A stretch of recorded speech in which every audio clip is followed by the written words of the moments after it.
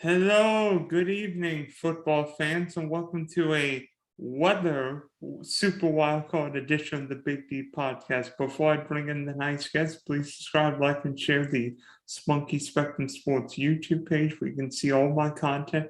You can see my quarterback and super wildcard picks for this weekend. Also, check out the Big D podcast on Spotify and Apple. This weekend on with Super Wildcard Weekend, weather is always a factor. Some games might be cold, some games might be windy, and some games might have rain. So joining us to break down the weather for these games is half meteorologist, half radio, half writer, and half play-by-play man, my buddy Dennis Nicholson. Dennis, did I get everything? You got it all right. That adds up to a couple 100%, but that's okay. And you could throw in some other things along the way. But yeah, I do a little bit of everything and try to keep active. But my morning gig is being the farm director for a small town radio station here in the Midwest. But my passion is sports, whether it's fantasy football, data analysis, whether it's play-by-play. But I spent over 20 years as a professional operational meteorologist. Those are the kind that don't have the face for TV. So they have to get it right or they go broke real fast for their companies. So I worked 15 years for United Airlines, which is sort of like the New England Patriots of weather offices, the most dominant weather office around.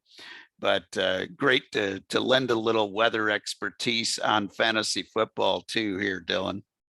Yeah. Let me say, with all the aviation traveling nowadays, I bet that job would be fun, especially in your neck of the woods where it could be ice, snow, freezing rain, and Lord knows what kind of weather. Oh yeah, and to believe it or not, the toughest forecast as far as for the operation of the airline that we prepared was for San Francisco, California, because there, if the clouds rolled in at a certain height, it would cut the arrival rate down in half at the airport and would cause major problems.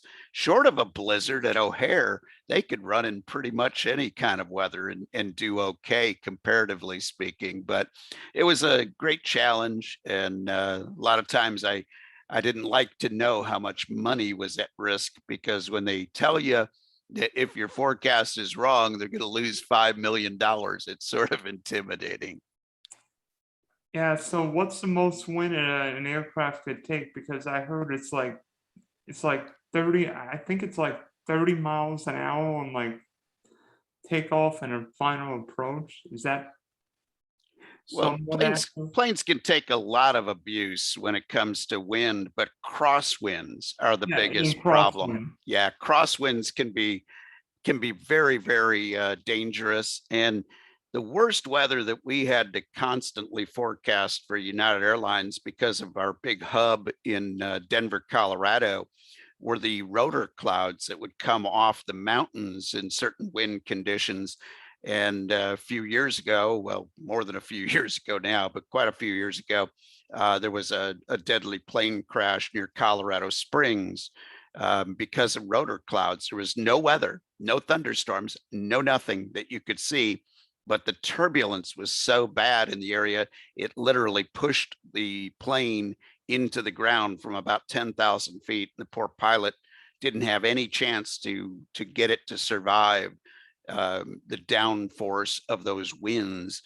That's the most dangerous situation. Or crosswinds and weird wind shear events. Those are always the most dangerous. Yeah, luckily I don't think wind shear will be a factor this weekend, but from a football perspective, what is in terms of wind, rain, snow, or cold? Which weather condition affects the games the most?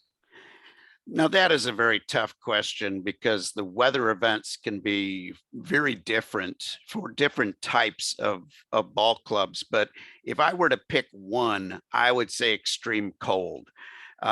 Everything that can go wrong with a football goes wrong in really, really cold temperatures. But by really cold, I mean down to like single digits to below zero. A lot of times when you hear the wind chill is -10, the wind chill is -15, that just makes it miserable for the players, and it cools the ball down faster to its ultimate temperature.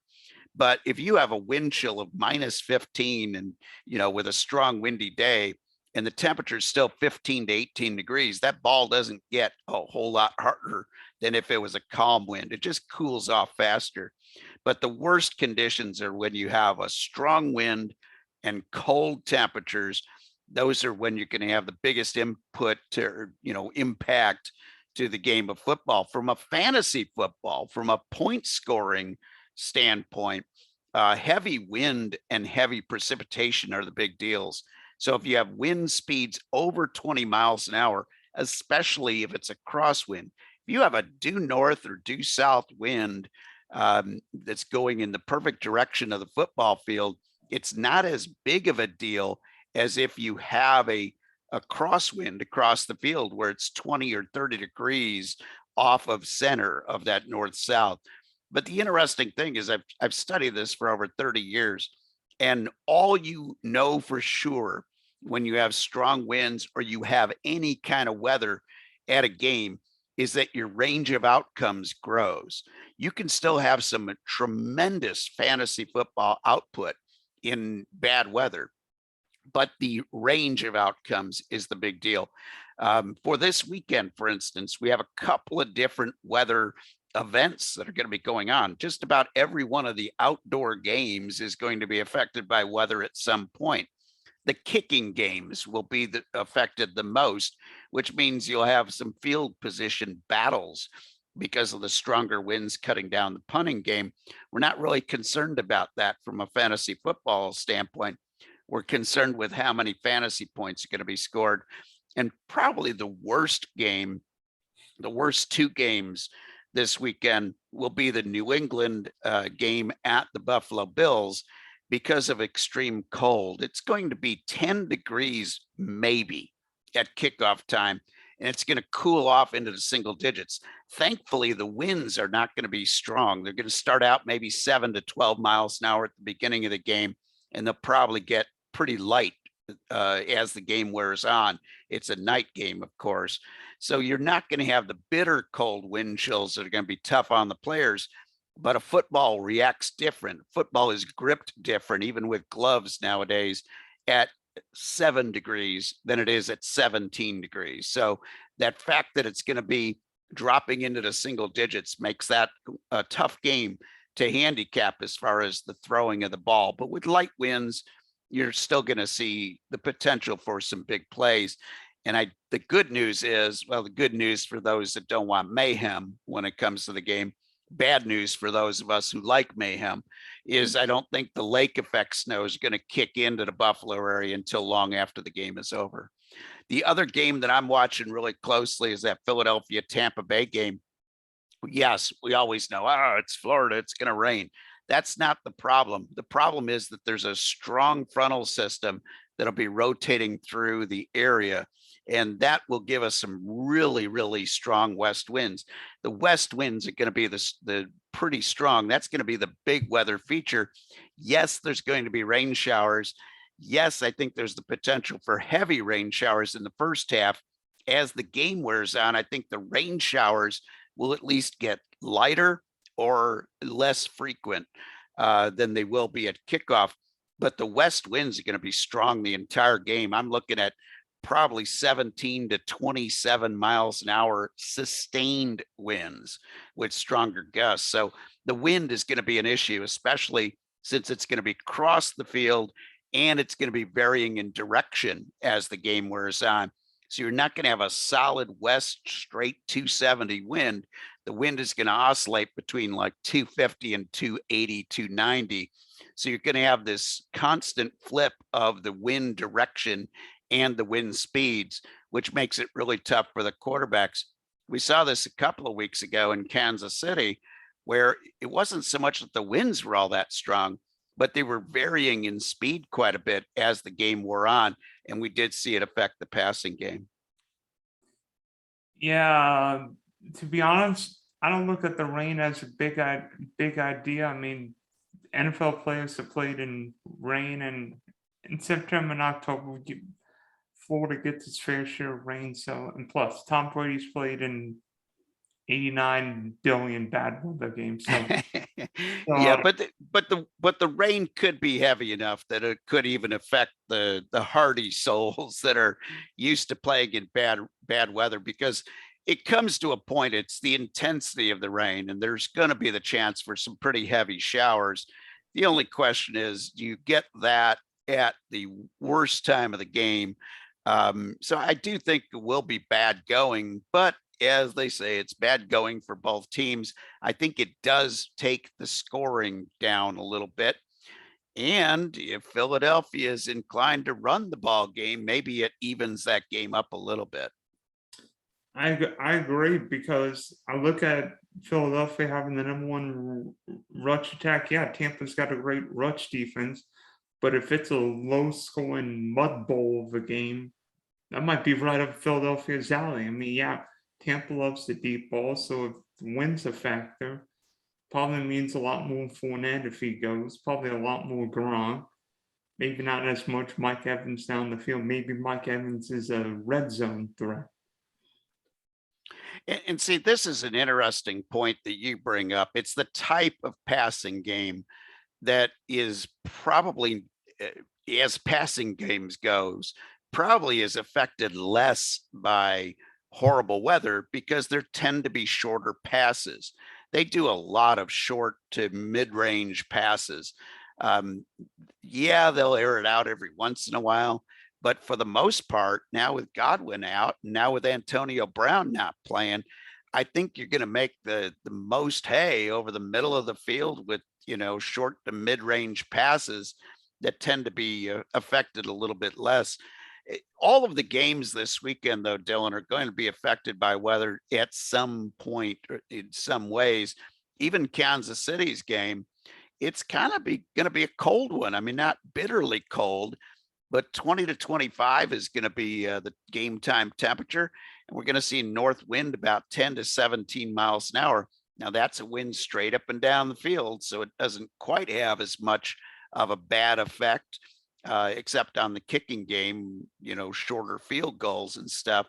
But pretty much similar in Cincinnati. There'll be about 33 degrees at game time with a northeast wind about 10 to 17. So nobody's got perfect weather conditions except for Dallas and Los Angeles, and they kind of made that happen on their own. Yeah, instead of man-made weather, you've got man-made domes or dome-like stadiums. Yeah, that's it. I'll tell you that the funniest thing, though, is that we did have a weather delay out in LA this year when they had the rain in the thunderstorms nearby in a domed stadium. Go ahead and figure, but it's not a completely domed stadium indoors, so they had to protect the fans. But I thought that was kind of funny that SoFi Stadium, with a roof over the playing field, ended up having a weather delay this year. Hey, I remember opening day at Mullins Park where the roof was open and it rained. And literally, Mullins Park doesn't have a 12, so so the game was stopped because they needed to close the roof. And many years ago, you may not remember this one, but you can do a Google search. The Seattle Supersonics basketball team had a game canceled out in Seattle because the stadium got flooded and the roof was leaking. So they Wait, tried to play the game. Players were falling everywhere, and then they realized, oh my goodness, the floor is wet in certain parts from the leaking ceiling, and then the rain just got so bad they had to cancel the game and play it the next day. But it was basketball game getting rained out. I remember seeing that come over on the old weather wires, and everybody was making fun of that out of the Seattle Weather Service office back in the day. yeah, reminds me of when the Metrodome roof imploded because of too much snow on the roof. Yeah, and I always found that one strange. I was like, okay, you build this kind of thing in Minnesota, your land of 10,000 snowstorms. Oh, wait a minute, it's 10,000 lakes. I forgot. But definitely should be built for lots of snowstorms, yet they did have the trouble there. But yeah, it's always interesting this time of the year when it comes to football. I like a good old weather affected game. I love to see the elements having a part in it. Although I will admit, with my Kansas City Chiefs that I'm a big fan of, I don't always like to see the high wind days for Mr. Patrick Mahomes.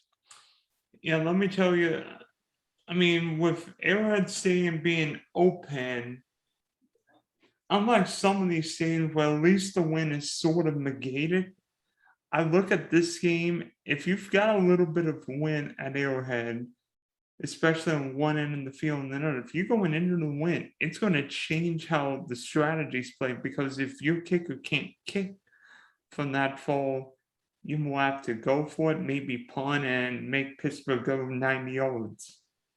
Yeah, and that stadium tends to be one where the winds do some very weird things. The way the stadium is built, the way the wind comes into that bowl of a stadium can often do some pretty tricky things with the wind. Just like in Pittsburgh at Heinz Field, you have one end of that stadium where kicking was really bad when the wind is against the kicker. Historically, it's been that way since they built that place, but Arrowhead just has some weird wind gusts that go on in that place on a windy day, and some very unexpected ways that the wind can kind of play havoc with the game. And we're not going to be quite there. We're not going to be above that 20-mile-an-hour wind, but it's still going to be brisk enough that I think we'll have some effects from the wind at that game as well this week. So thinking back to past weather games, obviously the ice ball, fog ball, tuck rule game, heck, even the immaculate reception, or if you're in Oakland, the immaculate deception, all famous weather games. But what are some recent bad weather games you remember? I remember, I think it was my memory might be guiding me wrong here, but I remember a game in Dallas and I thought it was on Thanksgiving Day. I thought it was the late game on Thanksgiving Day where it snowed, and it was like the field glazed over on that old artificial turf in their old stadium, and it was slick. And I remember guys like being tackled and sliding for another 5-10 yards on that icy field. And I can't remember the defensive lineman's name, but he picked up a fumble and almost ran the wrong way that game as well in the snow. Leon Lett. Was that Leon Lett? Yeah, it was And crazy. that was So after Leon Lett almost scored the touchdown in Pasadena. yeah, crazy. I mean, there's been so many fun ones. I was working at a weather office in the Chicago suburbs on the day of the ice bowl, or the fog bowl, I should say. And I just couldn't believe how foggy it was. Our office was pretty close to the lake, but it was on the north side of the city in the suburbs, but I could not see the Edens Expressway that was less than a block away from the office. When you looked outside, all you saw was this fog. It was the densest fog that I've ever seen, that rolled in off the lake, and we had frozen ground in the whole 9 yards. And I remember watching that. We had the game on TV in the weather office, and you just absolutely lose track of where the ball was, and that was hilarious to watch that. And at least it gave both the Eagles and the Bears an excuse for playing bad. Yeah, and nowadays they don't even need an excuse, so go figure. Yeah, yet Randall Cunningham threw for almost 400 yards in the fall. How he did that, it's beyond me. I think there was a lot of yards after the catch, and a lot of guys getting lost in the fog. But yeah, Unfortunately for the Eagles, the Philly became lost in the red zone that day, but that's story for another day. I've got one trying to think of one. Do you remember trying to think what game it was? The Colts Bills snowstorm a few years ago when Frank Gore and LaShawn McCoy literally ran the whole game. Yep. Yep. Yeah, there's some games where the weather has gotten to the point where it completely has changed the whole game plan of what you saw, what you expected versus what you saw. And that's the coolest events for me, because some coaches are quicker at reacting than others. You see some of the guys try to stay with a game plan that they built, and you look at it and you go, did you realize the wind was going to be this strong? The other famous one that I remember was a Halloween night, Monday night football game in Chicago in an ice storm. That was absolutely crazy. And our local affiliate that was carrying the game had to cut away because there was a plane crash in Indiana because of the severe icing, a plane that was Oh, heading to O'Hare. I think I Yeah. remember. I think I remember that plane Yeah, it was crash. American Airlines I think it was plane an that went down. American Eagle. American Eagle. Yep. Yep. And that was And it near wasn't. Roselon. Yep. Yeah, because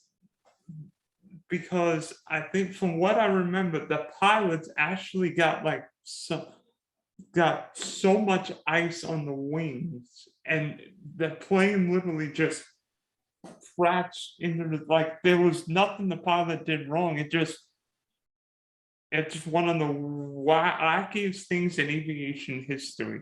Yeah, when you get a lot of ice on the wing, it stops being an efficient airfoil, and they literally stalled out because their plane couldn't stay in the air anymore. It was just absolutely horrible of what happened. But the game up until that point, it was raining sideways. It was just windy as can be. I remember they were honoring players at halftime, and they came walking out and their wind gear was blowing off, and they were just drenched from head to toe as they're playing in this incredibly heavy rain with about 34 degrees.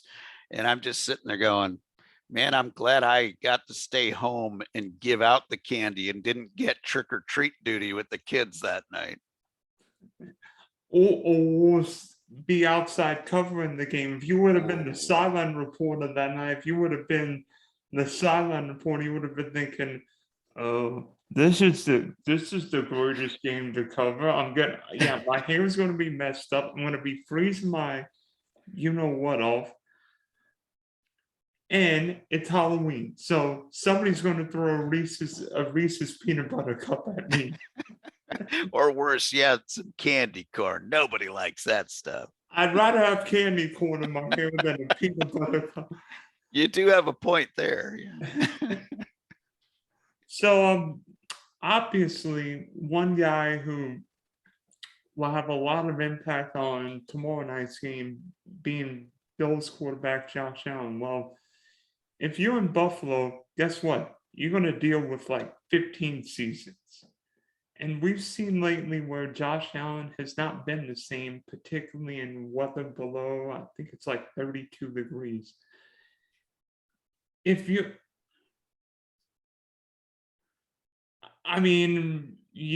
Kansas City, you guys have got a similar spot with Patrick Mahomes and having a great passing offense.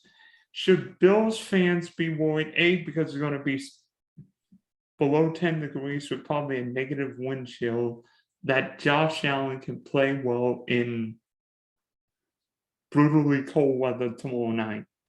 Yeah, I think he'll do fine. This is a guy, he didn't go to college down in Florida or Alabama. He was used to playing in high wind conditions and bad weather conditions. That's why when I looked at his stats coming out of college and people were, somewhat critical, why wasn't his passing completion percentage better? I'm like, well, you don't understand weather if you have to ask that question. But so he's played in all kinds of weather, and one of his best attributes is his legs, and his legs will not be slowed down that much from the cold. Now, what I will say though is if he takes a big hit, anybody that takes a big hit is going to feel it a whole lot more. So you might see guys start wearing down as the game wears on, but that happens for the defensive guys as well as the offensive guys. I think Josh Allen's going to be fine. If the wind was going to be stronger, I'd be a little bit more concerned. I'm more concerned about the kicking game. Kicking a ball in 7-degree weather is like kicking a rock, and a very large rock. It's going to be not traveling nearly as far. I doubt if we'll see any field goals over 40 yards tomorrow night, because that ball just does not react to being kicked that much, which might actually make it kind of interesting, because we might see a few more run backs on the kicking game than we're used to seeing. But I would expect that to be a lower scoring game. I think both defenses are going to be finding ways to stop each other's team. So I would look at Josh Allen's running ability to be the one edge that he might give Buffalo that they might have to use tomorrow night. Yeah, I mean, if there's one quarterback who can play in any kind of weather, it's Josh Allen. I said in my description of the game, he could play in a hurricane, a hailstorm, a blizzard, fog, any kind of weather, and he'd be fine. But I mean, wind wise, don't think it'll be a problem. I mean, cold wise, I mean, he went to Wyoming. It's not exactly, yeah, Wyoming's not exactly Honolulu. No, and the big key with stats, when you look at somebody's stats and you say, oh, below a certain temperature, they haven't done as well. Well, first of all, one of the problems that player has is in good weather, he's done phenomenally well. So he set the bar really high as far as statistics go. Number two is you don't have a lot of data points to go on, because this is still a pretty young player. And a lot of times when the temperature's cold in Buffalo, they're also getting a lot of wind and a lot of snow with the lake effect snow. So with the cold temperatures, usually that means a snowy day as well. And snow will slow a quarterback down more than just cold weather will. And in this case, it's one of those rare days in Buffalo, because you're getting a really, really cold day in January. You're getting light winds. That's very unusual in Buffalo. Usually when we've got cold temperatures, we got a strong northwest wind, we got snow squalls off the lake, and we got the cold temps. I've seen it in Buffalo where you're getting 3 or 4 inch an hour snow, lake effect snow in 5-degree weather with a northwest wind at 30. It turns the place just near the lakes there in upstate New York just impassable really fast. But we're not going to have that for this game. We're actually going to have a northeast wind, which is not correct for getting lake effect snow in Buffalo. So I don't think we're going to have as bad of conditions as we might have if that game was being played Sunday night instead of Saturday night. It won't be a replay of that Monday night game where the Pats and Bills basically played in a hurricane, right? No, it's going to be, all things considered, there would be worse weather that we could have up there in Buffalo than what we're going to see. But it's going to be a rather uncomfortable day for the fans. And if they win, it's going to be a very cold day to hit that table when you do that old drop onto the table to break it afterwards. So I don't recommend that in 5-degree weather. Although usually those people are so drunk, they're not going to feel any of that pain for a while. You know what? Bills Mafia won't care if they're playing in a Super Bowl. They're like, we'll take a dome, because you imagine Josh Allen inside. Yeah. And that's the thing, is the game being supposedly, I'm still thinking it might get shifted from LA because of this COVID situation. But if they play in LA, I mean, you're talking a great venue for a great offensive quarterback like Josh Allen to do what he can do best. And that would, my Chiefs don't make it. I'm kind of rooting for the Bills Mafia, because they're some of the most loyal fans around. And one thing, Dylan, crazy thing that I read the other day is, here's how long it's been since the Cincinnati Bengals have won a playoff game. Do you realize that no Bengals fan in history has texted about winning a playoff game because texting wasn't invented back the last time they won a playoff game. That's pretty bad. Yeah, and get this. January 6th, 1991 was Cincinnati's last playoff win, I believe, against the Houston Oilers, if my memory serves me right. I think you're correct. And I was not alive. I was born a year and a half later. And get this, the next week, Cincinnati's played the LA Raiders, and that was the game where Bo Jackson broke his hip. Ooh, And there's been like a curse on the Bengals, and there's been like this supposed curse on the Bengals ever since. Well, their fans are certainly getting rewarded for their patience because they have built a tremendous offense. And I have a great deal of fear for the rest of the league if they can build a defense that's even half as good as it needs to be consistent winners. Joe Burrow is fantastic. They got three great wide receivers to throw to. They got an adequate tight end and a tremendous running back in Joe Mixon. That is a deep offense, and they're only going to get better.